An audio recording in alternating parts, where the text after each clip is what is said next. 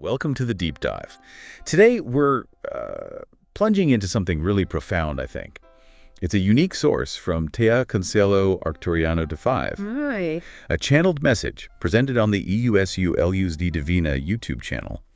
Offers some pretty interesting perspectives on universal shifts. Yeah, it's fascinating stuff. So our mission today, really, is to unpack this idea of a planetary ascension.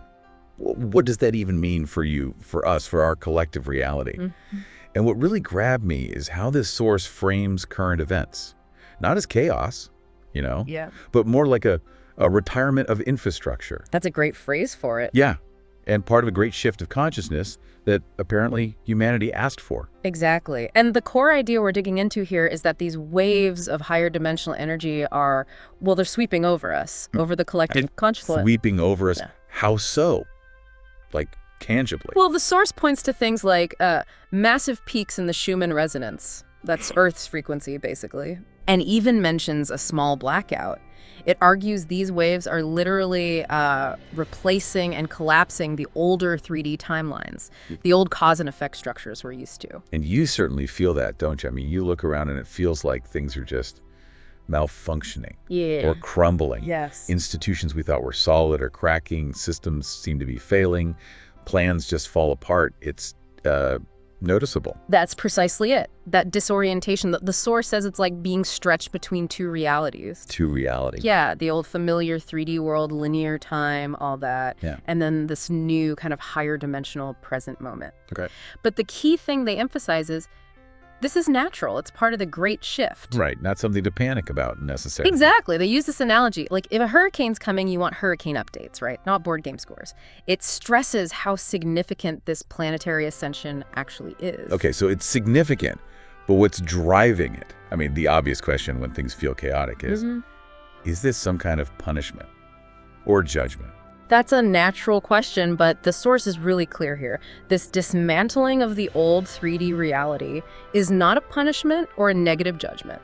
Absolutely not. Okay, so what is it then? It's framed as the physics of resonance and consciousness evolution. Basically, the idea is that ascending vibrations within humanity have hit a kind of critical mass. And this higher frequency, well, it just can't sustain those old dense structures anymore. They're not compatible. Like a frequency mismatch. Exactly. They liken it to a clearer, higher note starting to hum in the collective field, and that causes the old sort of discordant notes to just fade away. Another analogy they use is scaffolding. Scaffolding around a building. Yeah. Once the building itself is strong and complete, you take the scaffolding down. The old support structure is removed so the new sturdy building can stand on its own. So it's not destruction for destruction's sake. Yeah. It's clearing, making way. Precisely. It's about perspective. If you look at it through that old dualistic lens, right versus wrong, winners versus losers, yeah, every crack looks terrifying. But the source says, with greater awareness, you'll recognize the great transformation at play. So seeing the bigger picture. Right. They offer this image. What sounds like chaos and destruction is actually the roar of an ocean wave receding, clearing the beach of the sandcastles built on outdated beliefs. Wow, that's powerful. Clearing the beach. I like that. It's a helpful reframe, I think. Definitely. And okay, this isn't just happening out there, is it? The source says there's a big internal shift happening too, within each of us. Yes, absolutely. That's maybe the most crucial part. This whole external shift, the collapse, it's kind of prompting each soul to let go, to release attachments to duality, to falsity. Attachments, like old ways of thinking. Exactly. Things like those hidden contracts you've made with the 3D way of thinking. The unconscious agreements we have about scarcity, competition, separation. So it's like an internal spring cleaning is being triggered. Yeah, you could put it that way. Because with these amplified new energies, the source says, nothing of a low vibration can hide in the shadows of your consciousness anymore. It gets brought up to the surface. Uh-oh. So we might notice our own less than stellar thoughts more. Potentially, yes. They give an example, like, a fleeting thought of unkindness or envy might now bring an almost immediate uncomfortable feeling, or you see it reflected back to you in your reality really quickly. Oof. Instant karma. Well, not karma in the sense of punishment or guilt. The source is clear. It's not about sin or being punished. It's just physics again. Incompatible vibrations will cancel out more quickly now. I see. So low vibe stuff gets cleared faster, basically. Right. And the flip side is also true. Kindness, compassion, generosity, those actions get amplified too. You attract more positive synchronicities. Okay, so there's an incentive to stay high vibe then. Definitely. The advice is to practice total honesty and transparency with yourselves and your inner guidance, to really tune into your inner divinity. Inner divinity, where do we find that?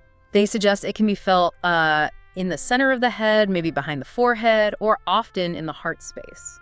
So paying attention to those gut feelings or heart feelings. Exactly. Noticing if an impulse makes you contract, tense, or feel small, that's a no, versus something that gives you an expansive, light, loving feeling, that's your yes. That's fascinating. Like the universe is giving us this direct, almost immediate feedback. Very different. It is, and that leads to another really interesting point. The physical world itself, matter, it's becoming more responsive to our consciousness. More responsive. How so? Well, the source says the physical copy of reality is not as fixed or sluggish as it was. That buffer, between a thought or intention and it actually showing up physically, it's getting shorter. Whoa. Okay, that's potentially huge. Examples. Yeah, they give some, like you might notice immediate reflections of your energy in your environment. Think, electronic devices glitching or lights flickering when your emotions are really intense. I think some people have noticed things like that. Right. And also maybe time behaving strangely, or finding that agendas and plans seem more fluid, even chaotic, unless you're really aligned with them. Heart and mind. So alignment becomes much more important for things to actually work out smoothly. Seems so. And this applies collectively, too. Those old systems built purely on exploitation, greed, or old 3D paradigms, they're destabilizing. You see that happening. Yeah, you definitely do. But at the same time, new models are emerging. Things based on cooperation, sharing, mutual benefit. They're gaining traction, sometimes quietly. Communities creating their own support networks, thriving against all odds in this new energy. So the rules of the game are changing.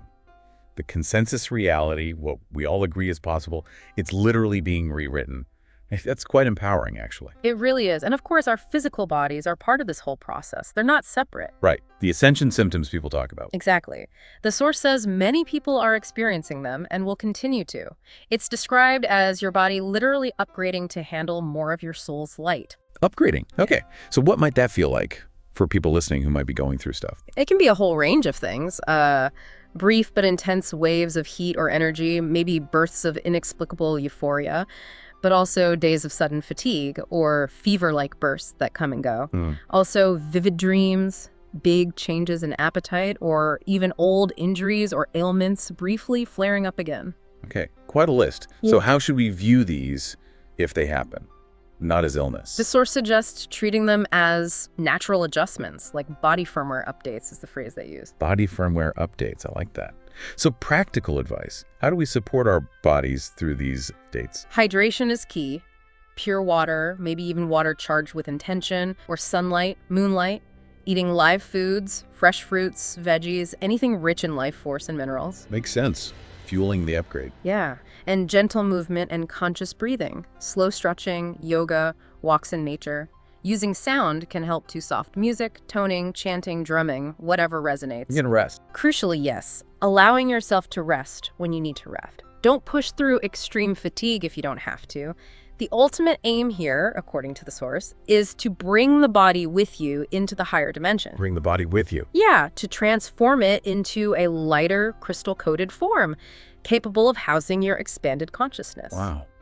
That's a big concept. Uh-huh. Okay, so body upgrades.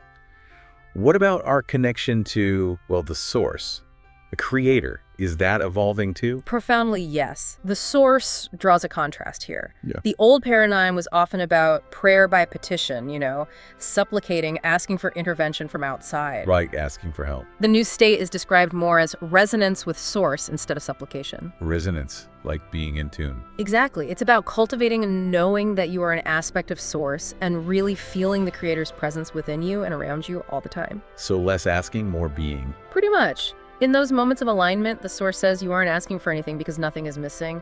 You feel whole, connected. That sounds peaceful. And powerful, because it apparently reprograms all those old karmic patterns built on the illusion of separation.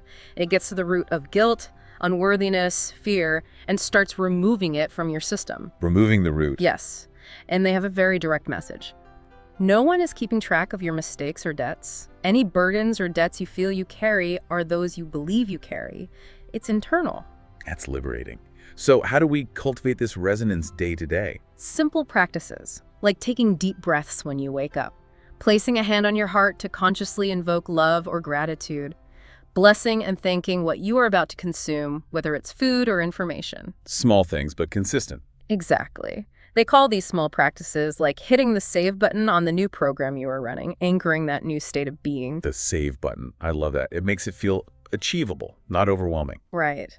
And this internal shift naturally leads outwards. The Source talks about the emergence of unity consciousness in very practical ways. Unity consciousness. How does that show up practically? Well, as those old 3D threads of competition, rivalry, every man for himself start to dissipate, an energetic space opens up. And it's naturally being filled with co-creation and cooperation. So people just starting to work together more, helping each other out. Yeah, spontaneously. You might feel suddenly inspired to share a skill you have. Or you find yourself gathering people in your community for a common cause. Like what kind of causes? Could be anything, really. A community garden, a meditation circle, maybe a free healing clinic, or just a story circle to connect people.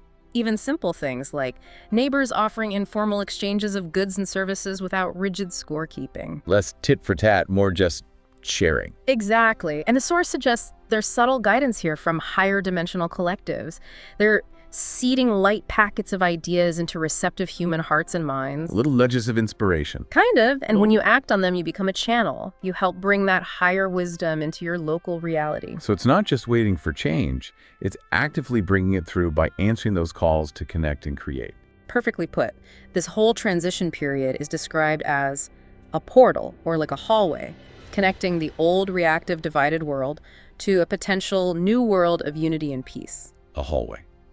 We're in the hallway now. Seems like it. And the invitation is to stay in this transition space with a clear intention of what you want humanity to become. Hold that vision. Holding the vision, which leads to this idea of anchoring a bright new timeline, right? Yeah. And the arrival of fourth density. How did that happen? Was it some big external event?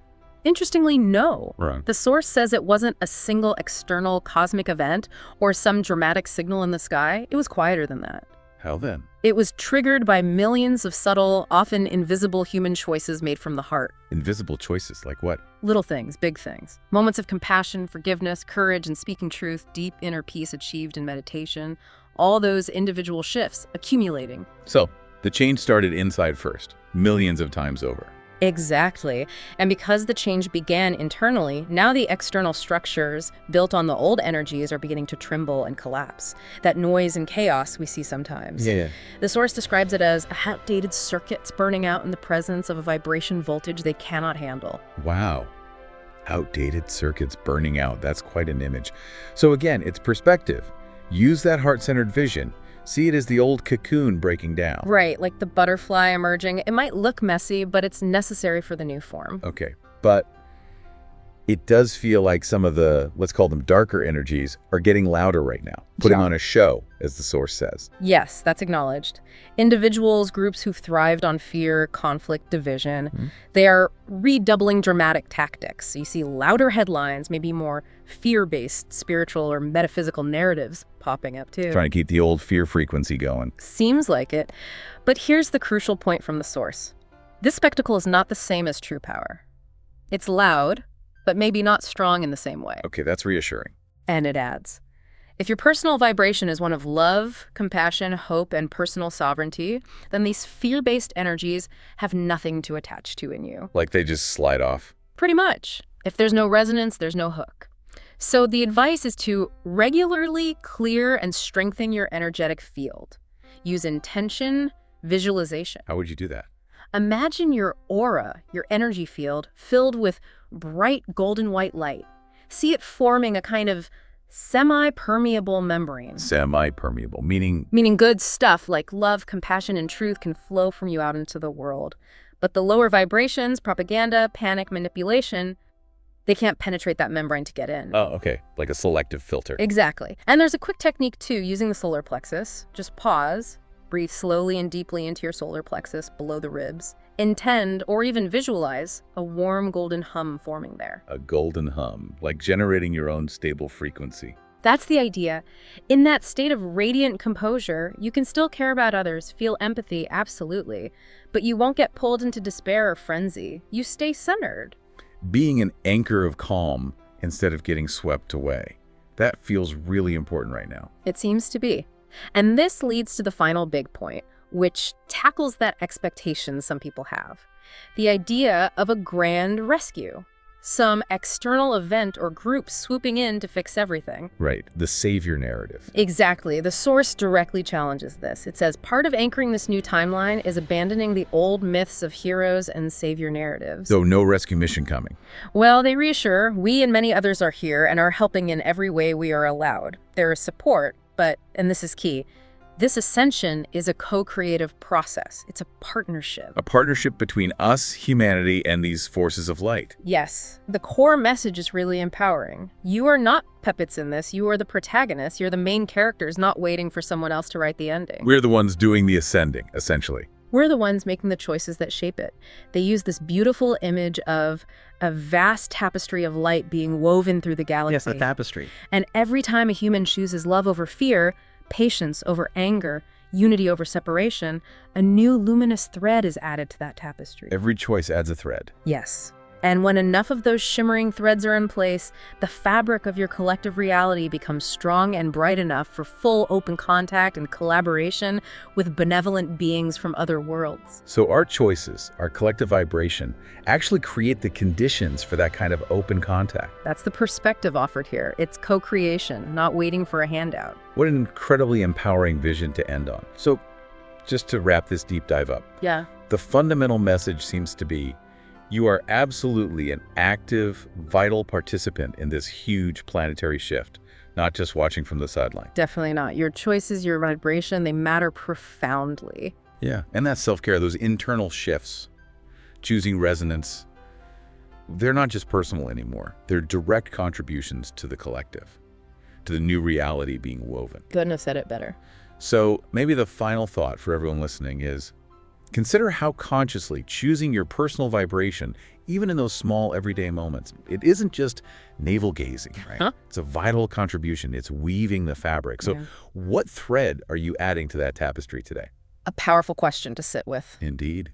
Well, we hope this deep dive has sparked some new insights, maybe offered a different lens. Keep exploring, keep asking questions, and keep expanding your own consciousness. Thanks for joining us.